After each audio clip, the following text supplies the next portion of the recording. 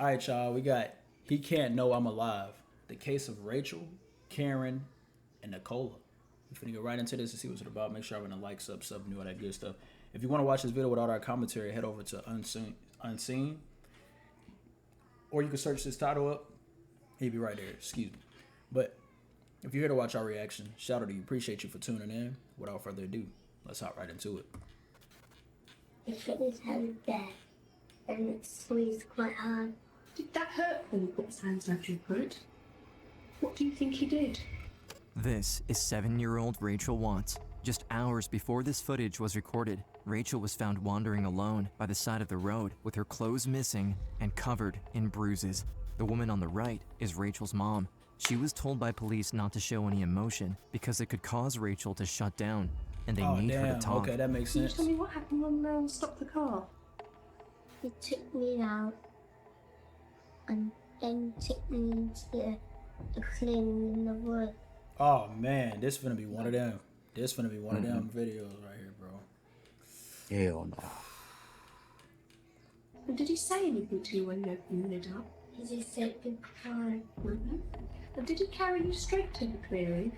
Or did he take you somewhere else with us? Or did he put you somewhere else with us? He just came straight to the clearing. Notice how for the first time, Rachael is looking down, dangling her legs nervously. That's because she's hiding something. Something she doesn't want anyone to know. Yesterday, when we were talking in the hospital, you said that the man put you in the back of the car. Do you know the man? Did the man touch you at all? For the first time, Rachel's mom is hearing the details of what happened to her daughter, which makes keeping calm incredibly difficult. Rachael, however, is too terrified to talk, and what she says next is not the full story. When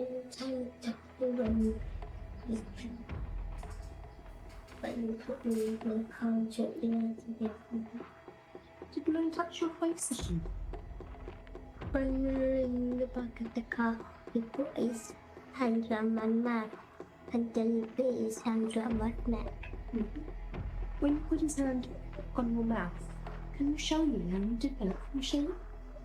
I see, thank you. And then you said he put his hand round your throat. And I had to suck that so I couldn't say anything. Did that hurt when he put his hands round your throat?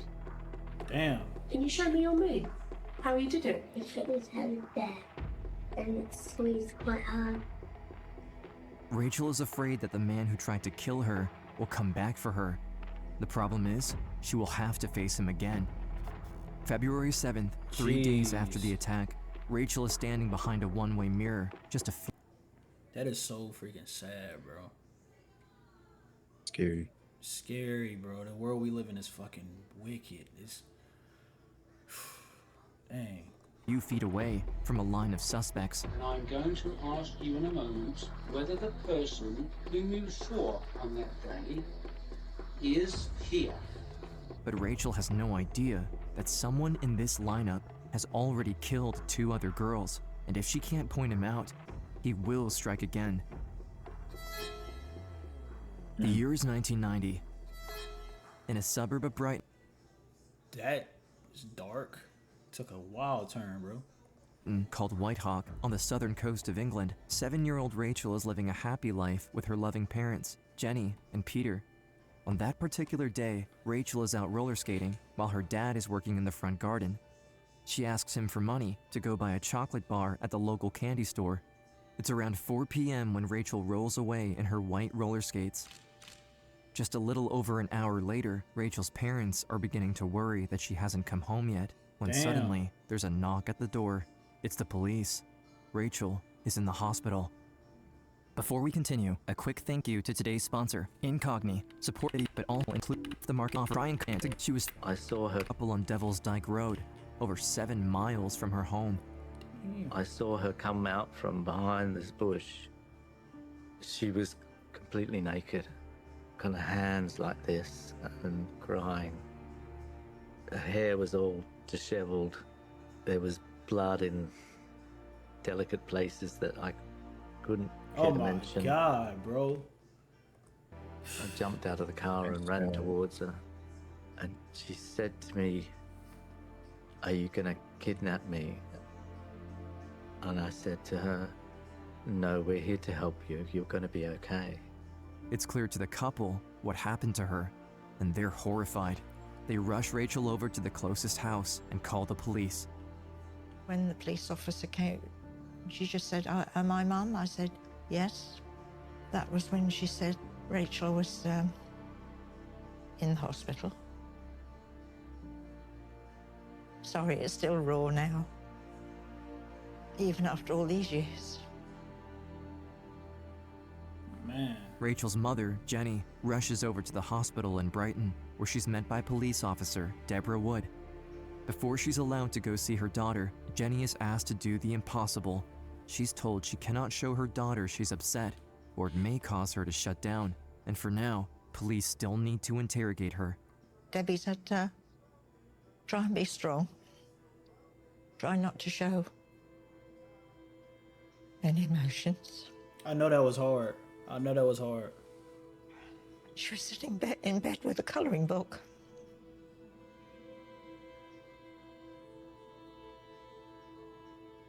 And I just sat there with her while she coloured. And I'm going to ask you in a moment whether the person whom you saw on that day is here. 3 days later, Rachael is asked to identify her attacker. Police have arranged a lineup consisting of 1 suspect and 9 lookalikes. One of them is a man named Russell Bishop, someone police have accused of murder before. But in 1987, after being acquitted of all charges against him, Russell Bishop walked free. It all starts on October 9th, 1986, the day Karen Hadaway and Nicola Fellows go missing. What time were they last seen? At about 5:30. It's not like her to go too far away unless she's going usually to a friend's house. And who am I speaking to now, Mrs. Hadaway. Who's the other mother, Mrs. Mrs. Fellows. Right, and they're 2 9-year-old girls? 2 9-year-olds.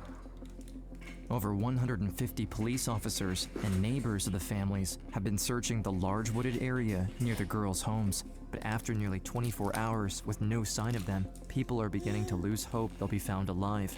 The story gains national attention, and Karen and Nicola's parents go on television to ask the public for help. Has she ever run away from home before? No, she hasn't. So you don't think that they just run away for fun? No, they say they're up to something mischief, but what I can't think. Just gone. And Nikki, they're both. The only way they've gone is if someone's picked them up. Come home, darling, please. Daddy's not going to tell you off. Just come home, please, now. It's 4 p.m., October 10th. Police officer Paul Smith is walking towards Wild Park, just a few streets down from where the 2 girls live, when he has the strangest encounter. I was doing house-to-house inquiries, and as a result of a radio message, I went across to the other side of the road, which is Wild Park. This voice behind sort of shouted, "Oi, what are you doing?" The voice is that of Russell Bishop. Russell lives in Moulsecoomb and is close to the families of the 2 girls. He's part of the search efforts and has been walking around with his dog. And he said to me, "We've been tracking all day, but it's getting late now and we're going to give up." So I said to him, no, we've got to keep looking. And he said, "Well, if I find them and they're dead, I'll get Nick, won't I?" And it was quite strange. I mean, why did he say that? What made him say that?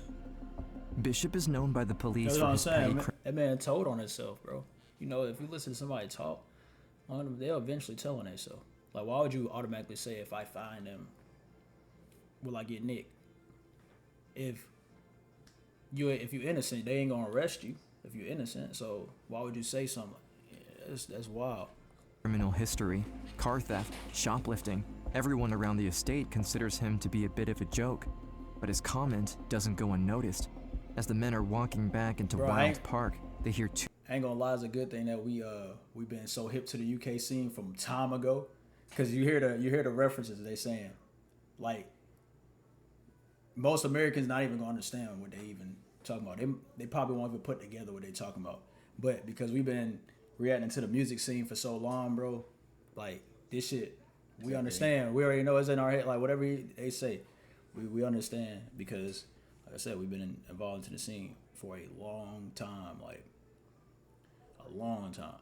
2 boys screaming the words, "We found them! We found them!" Russell Bishop runs off toward the voice, faster than Officer Paul Smith can catch up. I said to Bishop, look, you keep them away from the girls and you keep away from the girls. I was right behind him. And I got there and stepped between him and the 2 girls. They were there as if they were sunbathing. Nicola Fellows was on her back with one knee up, and Karen Hadaway was laying on her stomach with her arm round as if she was asleep. They were arranged like that. I was about to say somebody across to definitely propped them up like that. And I took their pulse, and sorry, it still gets me. Damn. I took the pulse and they were stone cold dead, like pieces of marble. One of the police officers come and told me that, yes, she's been found. And I said, oh, great, great, you know, and I said, has anything happened to her? Saddest day of my life. That I lost my daughter. I was actually in the park and they were found. And when I see the tapes come out, I just knew that something bad. You know, I just collapsed on a heap on the floor. The worst thing I ever had to do in my life was go down and identify her. Damn. I had 50 pence. Right? So that she pocketed me, done it. I had to walk away. The crime has a devastating effect on the community. Everyone is terrified for their own children. Detectives interview over 10,000 people in what will become the largest murder hunt in Sussex.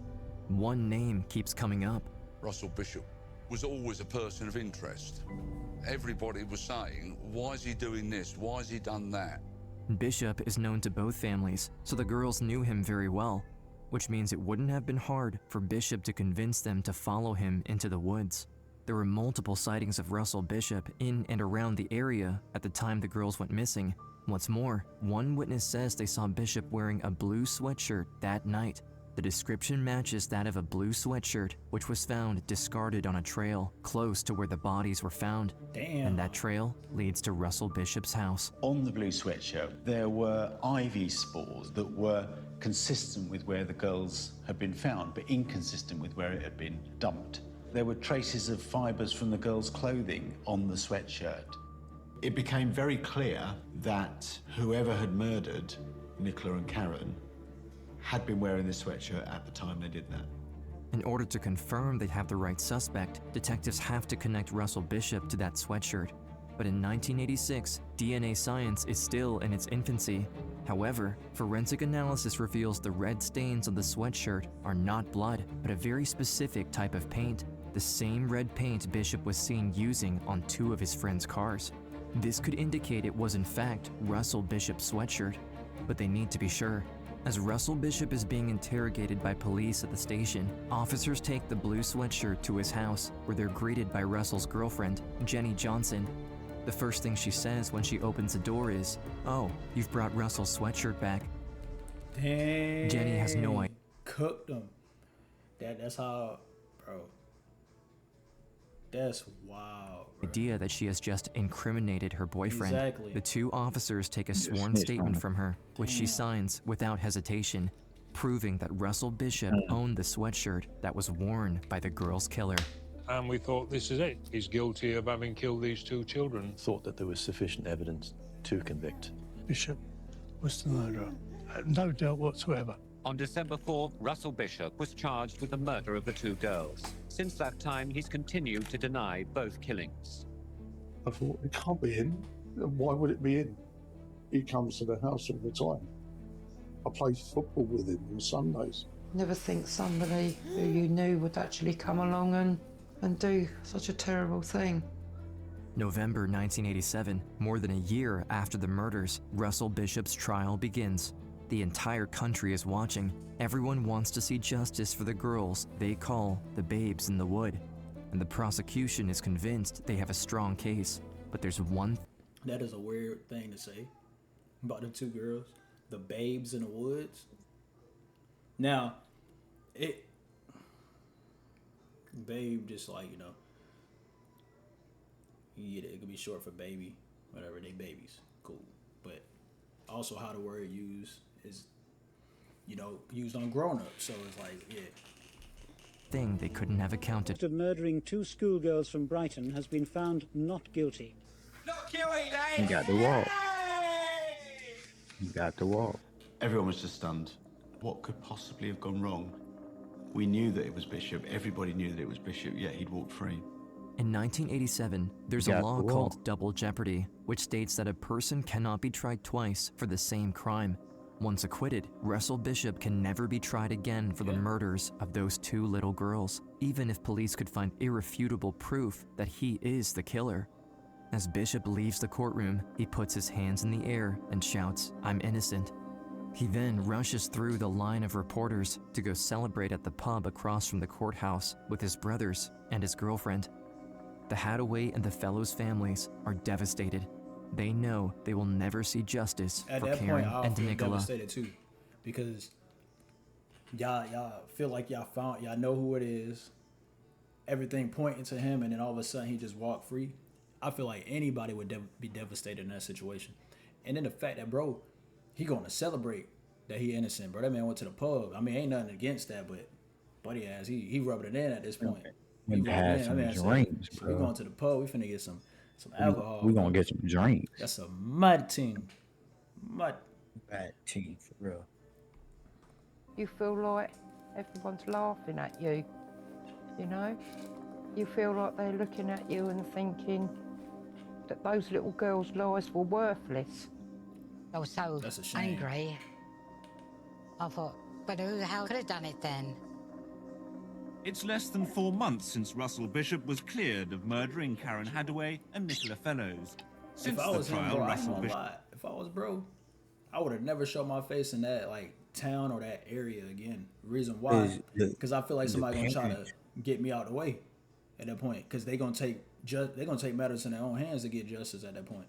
So it'd be like kind Especially of the dads. yeah, it'd be kind of weird just be roaming around. Because you gotta understand, the dads, they can have close friends or brothers, and they like, man, I don't care. When I see him, it's that I'll pay you if you spot him on the side of the road, whatever. That's scary. I'll pay you double if you just bring him back. Or But then again, he could be completely innocent, and they still make that move and do that, bro. And it's like, damn, he wasn't even the guy that did it. So you know, it's like how that shit go. If you knew for a fact he did it and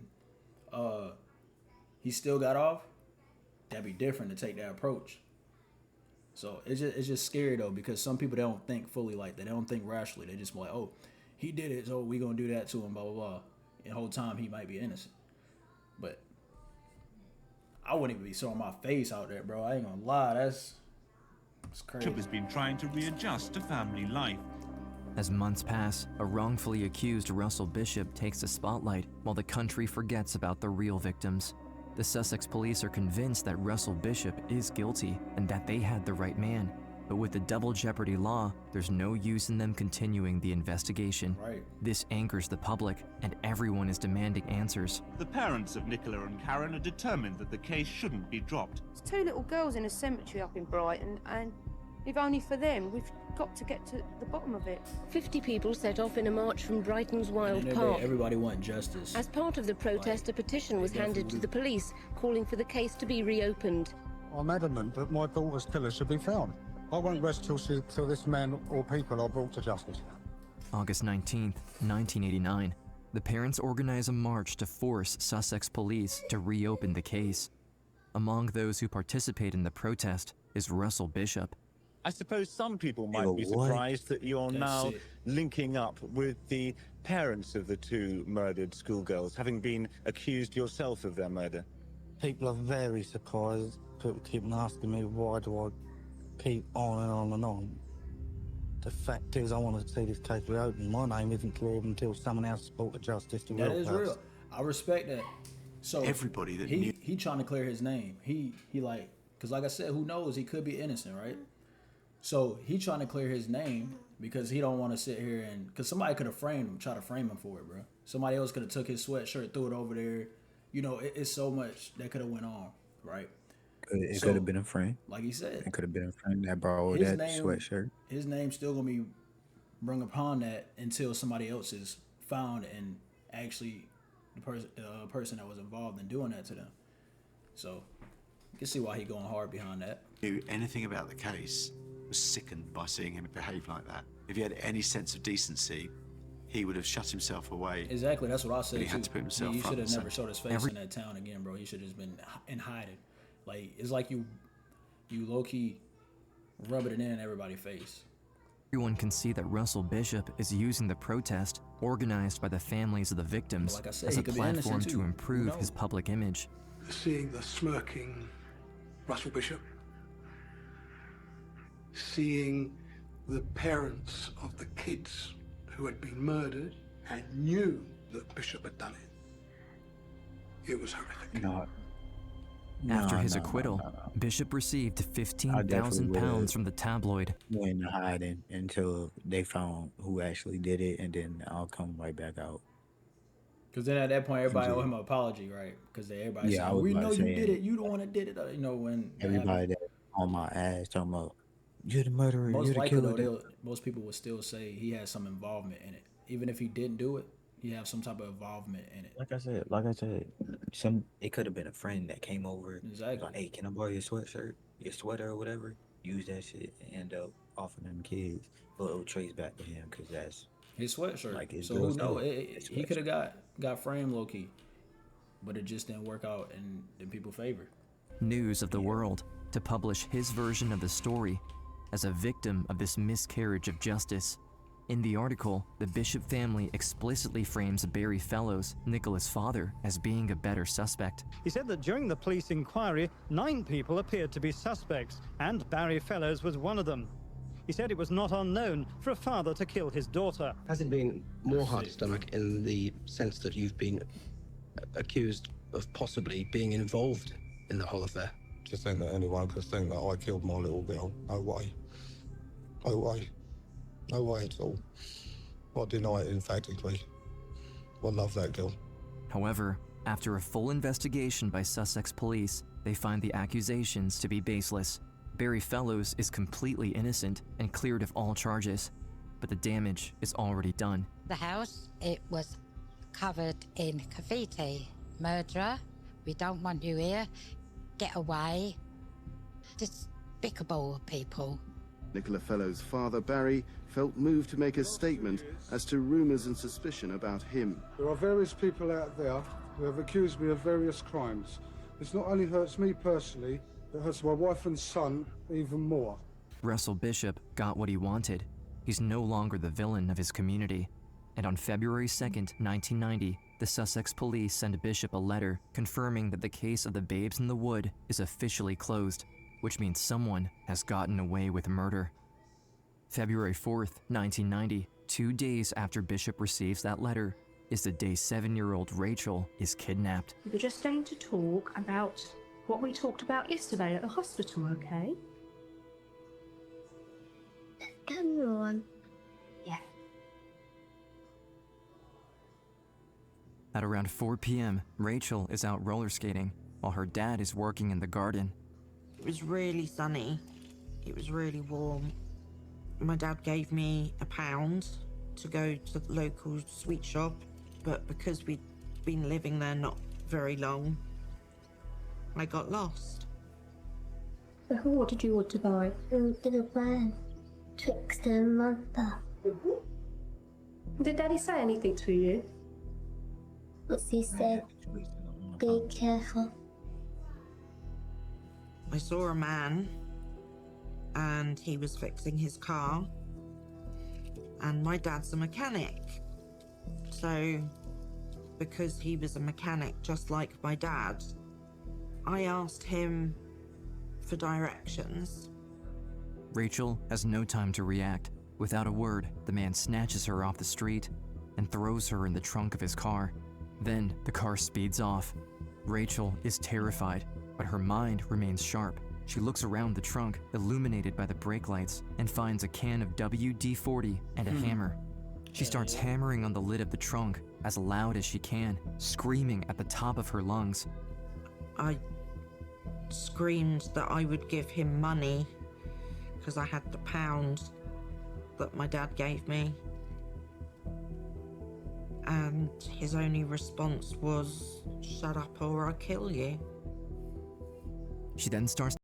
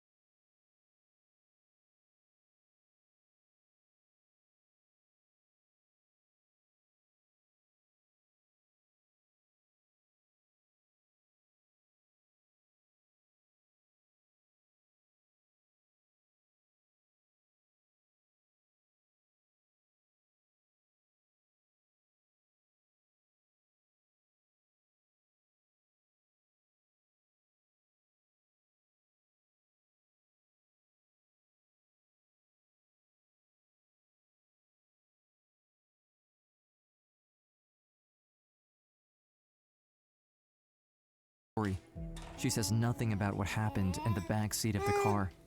And to investigators, it means she doesn't remember. I have a big secret. It's been in my head for the last 30-odd years. Everybody believed that he strangled me before he sexually assaulted me. I don't know whether I knew at the time. I do know the reason why I didn't talk to my parents and tell them about it earlier was because I was ashamed. When we got to Devil's Dyke, he took me out and threw me on the back seat. He told me to take off all my clothes, and I just complied. I was conscious when he sexually assaulted me. The man then puts his hands around her throat. Rachael can't breathe, but before she can say anything, she blacks out. He then carries Rachael into the woods and abandons her, convinced that she's dead. When she comes to, Rachael is alone and unable to stand. She fumbles her way out of the bushes, but she's dizzy and keeps falling over. I just remember it being really cold and knowing that I had to find help. I saw some headlights. My first thought was that it was him again and that he was here to finish me off. But she quickly realizes that if she doesn't approach those headlights, she's going to freeze to death. When she finally sees a shape in the dark, it's a young couple offering a blanket and their help. After being admitted to the hospital, Rachael is reunited with her mom. I was worried that she'd be cross because I'd lost my brand new jumper. That's what I was afraid of. Rachael just didn't want to go to bed when she came home. And I remember Rachael was sitting on the sofa picking the thorns out of her feet. It just doesn't bear thinking. I was just thinking this too when I was because even with the dad, you remember in the beginning of this when the dad was like, honey or darling, just come home, I won't tell you off. Boom. So right here, the little girl, when she said, well, her in the present time, she was like, I just remember where like, I thought my mom was gonna be mad because I lost my new jumper. So as parents, so what I'm getting at as parents, we install that fear into our kids. If you mess up, you're gonna get, in trouble, or you're gonna yell at them and all this other stuff. But you might go a little bit more aggressive. You might pop them, give them a whooping, whatever. She lose her new jumper, where that stuff can be replaced. Clothes can be replaced. Shoes, trainers, whatever, they can be replaced. So as parents, I feel like we should also stop, making materialistic stuff hold more value than what it does.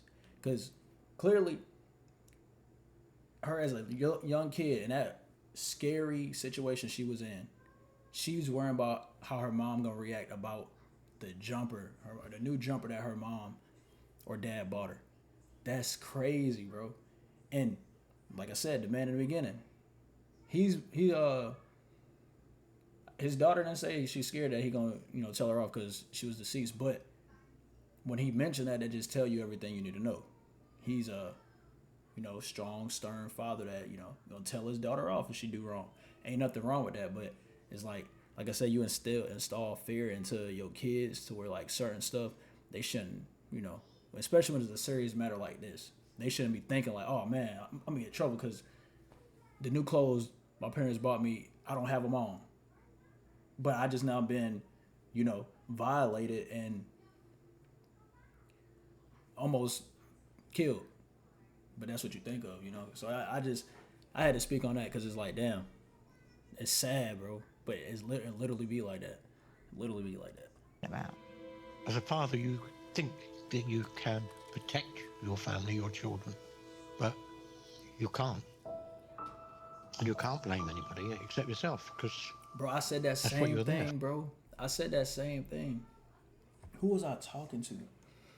My bad, y'all, for pausing up, but it's a reaction. So, like I said in the beginning, if you didn't want to watch it with our commentary, y'all can head over to whatever. But I literally said that I was like, that's one of the worst feelings to ever have.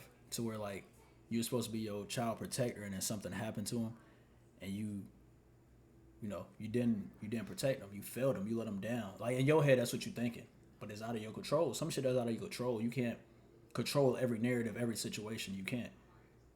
It's not possible for you to control every situation. When your kids go to school, you at work most likely. Your kids at school for like 8 hours a day. Anything can happen to them at school. You're not in control of that because you're not there. So you will beat yourself up behind it because you feel like less of a man. You feel like less of a man. Somebody do something to your child, bro, and you couldn't protect them. That shit. I just hope in life, man, I don't have to go through that. I hope in life I do not, bro. All I can do is pray and hope I don't at the end of the day. But some stuff is out of your control. You can't control every narrative and situation. As a parent, isn't it? You bring them up, you protect them, and you failed. And they'll go with me to the end. Yeah, that's of murdering two girls in Brighton 3 years ago has been. Now she's a lady. I mean, she's been a lady. She's a grown up. It took her to point him out just so they could be like, he is guilty. Sometimes cases go cold because certain shit is not enough information. I mean, not enough evidence. So that's the only reason why he beat the last involvements with them two. That's the only reason why. But what got him was it sucks that he got away with that. You fit the description, and they remember that same red car. And what's crazy about this is they can't trial him for them two situations again. So he's gonna sit down for this shit. So that's all that matters. He's gonna sit down for this. So in a way, you get your justice, but low key, if they would have got justice already for the other two, this would never happen to her. She almost wasn't able to live to tell the story, bro. So luckily, she was able to point him out to get him out the way. Like, that is so fucking sad, bro. That is sad, man. When you strip an innocence of a child, bro, to me, I feel like that is the most messed up thing you can do. That's one of the most messed up things you can do, bro. Because at that age, they just want to have fun. They not think about adult stuff. They're not think about stuff like that happening, bro. So when you rip that innocence from a child, bro, at an early age, that's the most messed up thing, bro. Never want to roller skate ever again. Exactly, bro. She probably never want to see a red car ever again. Shit, definitely gonna be having flashbacks or shit might trigger her, bro. It's just hearing the name Russell would probably trigger her. That sucks, bro. Jailed for trying to murder a girl of 7. The judge sentenced Bishop to life imprisonment for attempted murder, 10 years imprisonment for kidnapping, and 10 years imprisonment for sexual assault. And while everyone is relieved that he finally got what he deserved, there is no celebration in the courtroom, no cheers. Because everyone in Brighton is convinced Bishop killed Karen and Nicola in 1986, and that he should never have been allowed to walk free. The parents of the 2 Brighton schoolgirls who Bishop had been cleared of murdering 3 years ago were among those in court. It's no less than what he deserved. But it don't stop there, I'll tell you that now. My fight for justice for my daughter don't stop there. Justice prevailed for that little girl.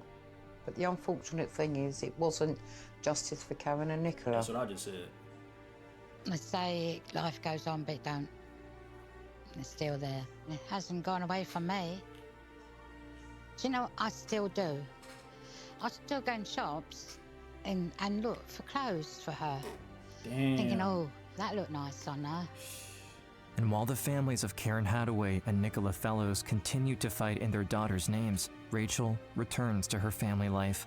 She is granted anonymity by the court and is hoping everything will go back to the way it was. And for more than a decade, she has managed to live a normal life. Until one day, the phone rings. Russell Bishop is up for parole. I thought a life sentence is a life sentence. Then I found out that life in Russell Bishop's case meant only 14 years. Just because he didn't actually kill me. Yeah. It's 2004. Rachael is now 22 years old, and the news is terrifying. Bishop, who has been in jail for the last 14 years, is due to be released at any moment. She's convinced Bishop will come back for her. It's 2005, and finally, there's hope for Rachael and for the Fellows and Hadaways. The double jeopardy law, an 800-year-old law preventing anyone from being tried twice for the same crime, is repealed. This means, with new evidence, Bishop could be retried for the 1986 murders of Karen and Nicola. But they need to act fast before he gets out on parole. The key thing that they need is new and compelling evidence. And they only get one chance to present that evidence. A new investigation is opened on the 1986 murder case, but gathering new and compelling evidence proves to be harder than expected. I used to have nightmares that he would climb up a ladder and get through my bedroom window and come and finish me. Ever since that phone call, Rachael has been terrified of Bishop being released. She's developed a condition called agoraphobia, which prevents her from ever leaving the house. As years pass, Bishop's parole continues to be denied. But until he's put away for good, Rachael will never feel at ease. Finally, in 2013, there's a break in the case. The sweatshirt was still central to this investigation. Bishop had always denied any knowledge of the shirt at all. And Roy Green decided that he would test the inside of a tear on the cuff of the sweatshirt. And it came back with Bishop's DNA. The discovery is huge, but there's just one problem. Scientists can't say for sure that the sweatshirt was not contaminated back in 1986. This means that any new DNA found on the sweatshirt is inadmissible. However, when the bodies were found, forensic pathologists had taken tapings from the girls' arms and kept them under seal. Back then, they didn't have the science to examine them for DNA. When we examined those tapings, we recovered mixed profile of DNA of Russell Bishop and Karen Hadaway. This was massive for us. This was Russell Bishop's DNA on Karen Hadaway's arm. Bro, that's why I said one of our previous shits, I had said it's hard for you to get away with anything nowadays because they got better technology. So they could reopen up cases and probably, bro, so many people gonna get cooked. So many people gonna get cooked, bro. Because it was that one video we reacted to when Buddy, R. Kelly and them going down. When Buddy, I think he did something like 50 something years ago, and they had freaking caught him for. You talking about that old man? Yeah. That did this shit in Germany. Exactly. Yeah. And they brought that shit up and pinned it on them because they got better technology. That's why I said, bro, you're not getting away with nothing, bro. In this day and age, it's gonna be hard. It's gonna be definitely hard. They gonna nail you to the cross, bro. Simple. They catch you. If they would reopen up a lot of cases right now, it would be a lot of people getting locked up. This could be the new compelling evidence investigators need to win this case. In May 2016, Russell Bishop is taken out of his prison cell. He is convinced his parole has finally come. I'm arresting you on suspicion of murders of Nicola Fellows, Hathaway, on or around Thursday, 9th of October 1996. Tell us what happened to Nicola. I've got no comment. I've got nothing to say. I'm not responsible for this. I had nothing to do with it. I'm innocent. Some fucking stuff genied up 30 years later. This case has nothing to do with me. Nothing to do with me whatsoever. I cleared my name. After his interrogation, Bishop is arrested and sent back to his cell to wait for his third trial. With his DNA on the girl's arms, the prosecution is convinced they have a strong case. But they have no idea that Bishop has a plausible explanation for that, and it could destroy the case once more. Russell Bishop arrived in a prison van for the start of the second trial he's faced, accused of murdering 2 schoolgirls 32 years ago. Their families were in court for the start of the trial. It's been a long time coming, but I am smiling. We're grateful for the first time that someone's actually not slammed a door in our face. 33 years, I know. But then we did say that we'd come to this park every year until we got justice. That's right, justice. October 16th, 2018. Russell Bishop's retrial for the murders of Karen Hathaway and Nicola Fellows begins. When the prosecution shows the evidence to the court, the defense insists the sweatshirt was not Bishop's, and they explain why his DNA was found on Karen's arm. According to Bishop, he claims that when the bodies were found, he went to check their pulse, something apparently he had told Detective John Morton back in 1986. I got a call asking me to come to the park where some local lads had found the bodies of the 2 girls. They had their heads down and were absolutely deflated. I was totally amazed when I saw the other guy, who turned out to be Russell Bishop. It was strange because he was standing there shuffling his feet and whistling out loud. So I asked him what happened, and he said to me, I jumped over the tree and went to the girls, and I felt both of their necks for a pulse. And I thought, well, that's really strange, because from what the other 2 had said, I knew Russell Bishop had not gone to within 15 feet of those girls on that afternoon. Russell Bishop's argument cracks in front of the courtroom. The truth is far more disturbing. After he strangled the 2 girls to death on October 9th, 1986, Russell Bishop participated in the search the next morning. He wanted to be the first on the scene to check their pulse, so he could explain why his DNA was on the girls. The problem is, he never got the chance to get close enough. Bishop is furious. He knows he's about to lose. This is when the prosecution reveals one last bit of evidence against Bishop. Letters written by Bishop while he was on trial in 1987, sent to a 13-year-old. The letters are read out loud to the court. And they were incredibly sexually suggestive, and clearly he didn't want those letters to be read out of court, and he started shouting from the dock that he wanted a retrial, but in fact those letters were read out. On December 10th at 12:30 p.m., the jury is sent out to deliberate. In less than 2 hours, they come back with a verdict. A convicted paedophile has been found guilty of murdering 2 schoolgirls found strangled and sexually assaulted near Brighton 32 years ago. Russell Bishop is finally convicted for the murders he committed in 1986, and for which he escaped justice for 32 years. He is sentenced to an additional 36 years. This is a moment to remember the 2 girls. Cook, there you We go. should also acknowledge the... You ain't gotta worry. You could get some rest. Like, you can be at ease a little bit now. I get it. She still went through something traumatizing, and we're like, all right, she gonna still be, because she gonna be scared, but at least she know he locked up. He locked up. He locked up. So he locked up. Courage, persistence, and dignity of Karen and Nicola's families. I sincerely hope the families can now find some peace and move forward to the next chapter in their lives. I said that I'd never stop fighting for justice. And now them little girls can rest in peace. I used to go into the bedroom where her stuff was in the chest. When I opened the chest and all her stuff was there, and I can just smell her. Okay. When the court case finished and we got the verdict, I said, well, now she can go to her angel bed and go to sleep. She hasn't got to worry about anything now. And I know she's around.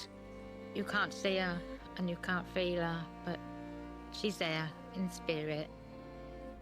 If I could have a wish come true, a dream that come to pass, I'd ask to spend a day with you and pray that it would last. I'd run to you and hold you close. We'd laugh and smile again. We would talk about the old times and see how we've both been. My wish go ungranted, but it always will be true. I trade many of my tomorrows for one yesterday with you. Since the trial, Rachael has been on a journey to get back control of her life. She has built a beautiful family with her loving husband. The reason I fell in love with Man, that's Jackie, good, bro. he made me realise what it was to actually be loved, and he made sure that I felt it. I had my first daughter when I had just turned 22. She's turned out to be absolutely beautiful. All my children have. I'm very proud of each of them. I'm hoping by telling my story, I will be able to put myself back in the now. I don't want to stay a prisoner of my past. Fair enough. And I'm hoping that I can stop hiding. I want to be able to go out and spend time with my family and have dates with my husband and go to a pub and sit in a beer garden in the sunshine. I'm willing to do whatever it takes. I'm still here. And I've still got a fighting chance. That's a good way to look at it.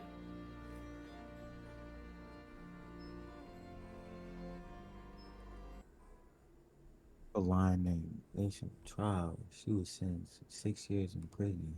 You and your girl got locked up, my boy. He died in prison 22. Oh. 3 years ago. Oh. So Rachael probably like. She ain't got to worry about him for real now. Ever. Again. Hey, that man, hey. He gone.